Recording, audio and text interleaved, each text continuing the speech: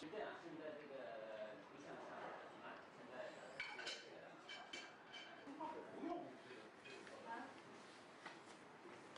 日本海上保安厅巡逻船，这里是中国海监五云船。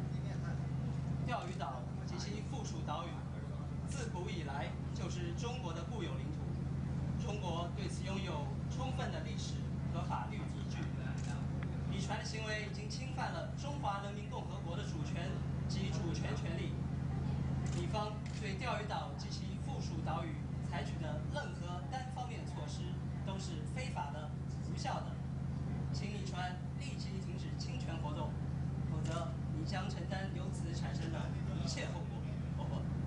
玩游戏在又玩这个。这个就让看一下。哎，谢谢。哎呦，先出办公了，这个。